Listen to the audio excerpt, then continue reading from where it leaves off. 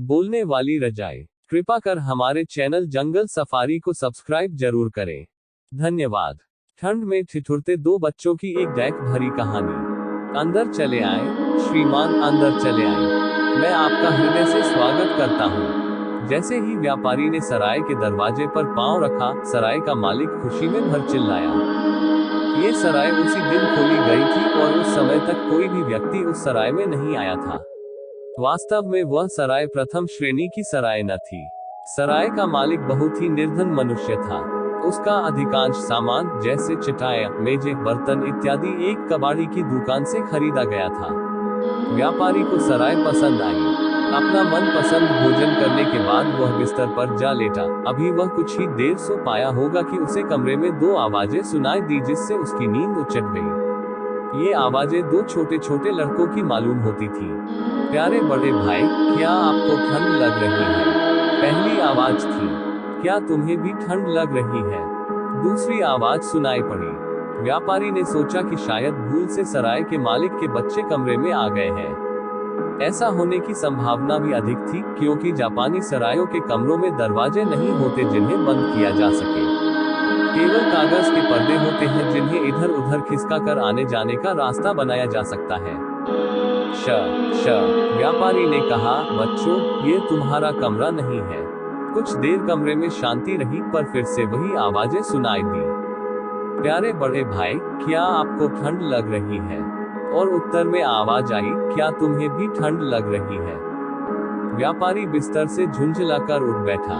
उसने मोमबत्ती जलाई और कमरे का ध्यानपूर्वक निरीक्षण किया, किंतु कहीं कोई चूहिया का बच्चा भी तो नहीं मिला। उसने मोमबत्ती को जलता रहने दिया और चुपचाप बिस्तर पर जा लेटा। कुछ क्षण बाद फिर दो आवाजें आई, प्यारे बड़े भाई, क्या आपको ठंड लग रही है? और उत्तर में, क्या तुम्हें भी ठंड लग रही है? सुनाई पड़ी। आवाजें एक रजाई में से आ रही थी। व्यापारी ने ध्यानपूर्वक दोनों आवाजों को सुना। जब उसे विश्वास हो गया कि आवाजें रजाई में से ही आ रही हैं, तो उसने जल्दी जल्दी अपना सामान बटोरा और एक गठरी बनाई।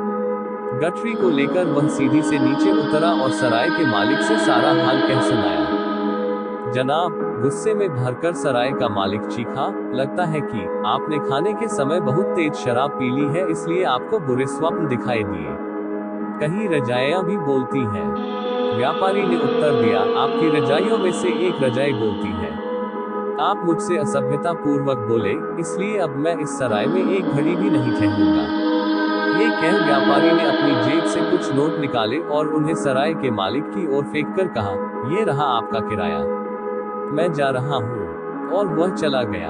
अगले दिन कोई दूसरा व्यक्ति सराय में आया। उसने खाने के समय शराब भी नहीं पी, लेकिन वह सोने के कमरे में थोड़ी ही देर रहा होगा कि उसे भी वही आवाजें सुनाई दी। वह भी सीढ़ी से नीचे आया और उसने भी सराय के मालिक से कहा कि एक रजाई में से दो आवाजें आती हैं। महोदय, सराय का मालिक चिल्लाया, मैंने आपको अधिक से अधिक आराम पहुंचाने की कोशिश की, इसका बदला आप मुझे ऐसी बेवकूफी से भरी कहानी सुनाकर चुकाना चाहते हैं। आप मुझे परेशान करना चाहते हैं। उस व्यक्ति ने उत्तर दिया, जी नहीं, ये बेवकूफी से भरी कहानी नहीं है। मैं आपसे कसम खाकर कहता हूँ कि मैंने एक रजाई से दो लड़कों की आवाजें आती सुनी है। मैं इस सराय में हरगिज नहीं रहूंगा। जब दूसरा ग्राहक भी नाराज होकर चला गया तो सराय के मालिक का माथा ठनका। वह ऊपर गया और उसने एक के बाद दूसरी रजाई उठना पलटना शुरू कर दिया। उसे भी एक रजाई में से दो आवाजें आती सुनाई दी। प्यारे बड़े भाई, क्या आपको ठंड लग रही है? क्या तुम्हें भी ठंड लग रही है? सराय का मालिक उस रजाई को अपने कमरे में ले गया और रात भर उसे ओकर सोया। रात भर दोनों लड़के एक से यही प्रश्न करते रहे। अगले दिन सराय का मालिक उस रजाई को लेकर उस कबाड़ी की दुकान पर गया जहां से उसने उसे खरीदा था। उसने कबाड़ी से पूछा, क्या तुम्हें याद है कि यह रजाई तुमने मुझे बेची थी? क्यों, क्या बात है? तुमने ये रजाई कहां से खरीदी थी? इसके उत्तर में कबाड़ी ने पास की एक दुकान की ओर संकेत किया और बताया कि वह रजाई उस दुकान से खरीदी गई थी। सराय का मालिक उस पास वाली दुकान पर गया, किंतु उसे पता चला कि उसके मालिक ने भी उसे किसी अन्य दुकान से खरीदी थी। इस तरह वह कई दुकानों की धूल फांकता अंत में एक छोटे से मकान के मालिक के पास पहुंचा। उस मकान के मालिक ने ये रजाई अपने एक किराएदार से वसूल करके बेची थी। इस किराएदार के परिवार में केवल 4 सदस्य थे, एक गरीब माँ बाप और उनके 2 छोटे छोटे बच्चे। पिता की आय बहुत कम थी। एक बार जाड़े के मौसम में ठंड खाकर पिता बीमार पड़ गया। एक सप्ताह तक भयंकर पीड़ा सहने के बाद वह चल बसा और उसके शरीर को दफना दिया गया। बच्चों की मां इस आघात को सहन न कर सकी और उसकी भी मृत्यु हो गई। अब दोनों भाई घर में बिल्कुल अकेले रह गए थे। बड़े की उम्र 8 साल थी और छोटे की 6 साल। दोनों भाइयों का कोई मित्र न था जो उनकी इस विपत्ति में सहायता करता। उन्होंने भोजन सामग्री जुटाने के लिए एक के बाद एक वस्तु को बेचना आरंभ कर दिया। अंत में उनके पास केवल एक रजाई रह गई। बर्फ बहुत तेज गिरने लगी थी। दोनों भाई एक दूसरे से सटकर रजाई ओढ़कर लेट गए। छोटे भाई ने बड़े से पूछा, प्यारे बड़े भाई, क्या आपको ठंड लग रही है? बड़े ने उत्तर दिया, क्यों, तुम्हें भी ठंड लग रही है? ये आवाजें रजाई में भरी हुई में होकर गुजरी और जादू से उसमें गूंजने लगी। तभी मकान मालिक अपने मकान का किराया लेने आ पहुंचा। कुछ देर तो वह त्योरी चाय मकान में टहलता रहा, फिर लड़कों को जगाकर कहा, मकान का किराया लाओ। बड़े लड़के ने उत्तर दिया, महोदय, हमारे पास इस रजाई के अतिरिक्त कुछ भी नहीं है। मकान मालिक गुस्से में चिल्लाया, मैं कुछ नहीं जानता, या तो मकान खाली कर दो या मकान का किराया लाओ। अभी मैं इस रजाई को किराए के रूप में रखे लेता हूँ। दोनों भाई ये सुनकर थर थर कांपने लगे। बड़े लड़के ने कहा, महोदय, बाहर बर्फ की मोटी तह जमी हुई है, हम कहाँ जाएंगे? मकान मालिक जोर से चिल्लाया, बकवास मत करो और यहाँ से रफू चक्कर हो जाओ। अंत में उन्हें बाहर निकलना ही पड़ा। उनमें से हर एक केवल एक पतली कमीज पहने था। शेष कपड़े रोटी खरीदने में बिक चुके थे। वे उस मकान के पिछवाड़े जाकर एक दूसरे से सटकर बर्फ से पटी सड़क पर लेट गए। उनके ऊपर बर्फ की तह पर तह जमती चली गई। अब उनके चेतना शून्य शरीरों को ठंड नहीं लग रही थी। अब वे सदा के लिए सो गए थे।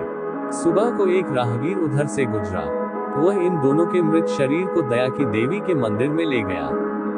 जापानी मंदिरों में इस पवित्र देवी को, जिसका सुंदर और दयावान मुख है और 1000 हाथ भी है, देखा जा सकता है। ऐसा कहा जाता है कि इस देवी के लिए स्वर्ग के दरवाजे खुले पड़े रहते हैं, जहां इसको हर प्रकार का आराम और शांति मिलेगी। लेकिन फिर भी वह वहां इसलिए नहीं जाती क्योंकि उसे उन लाखों गरीब आत्माओं की, जो संसार में दैख, बीमारी और अनेक विपत्तियां सहन कर रही हैं, चिंता है। उसका कहना है कि वह उनके साथ रहना पसंद करती है और उनकी अपने 1000 हाथों से सहायता करेगी। दोनों भाइयों को दया की देवी के मंदिर के एक कोने में दफना दिया गया। एक दिन उस सराय का मालिक उस मंदिर में आया और उसने मंदिर के पुजारी को तथा अन्य उपस्थित व्यक्तियों को उन आवाजों की दर्द भरी कहानी सुनाई। कहानी सुनाने के बाद उसने उस रजाई को पुजारी को दे दिया। उस दर्द भरी कहानी को सुनकर पुजारी तथा अन्य व्यक्तियों के हृदय करुणा और पश्चाताप से भर गए। उन सब ने उन दोनों बच्चों की अकाल मृत्यु पर बड़ा दुख प्रकट किया। रजाई में से अब आवाजें भी आनी बंद हो गई, क्योंकि उसने अपना संदेश सबको पहुंचा दिया। पुजारी तथा अन्य व्यक्तियों को ये जानकर अत्यधिक ग्लानि हुई कि उनके नगर के 2 छोटे छोटे बच्चे भूत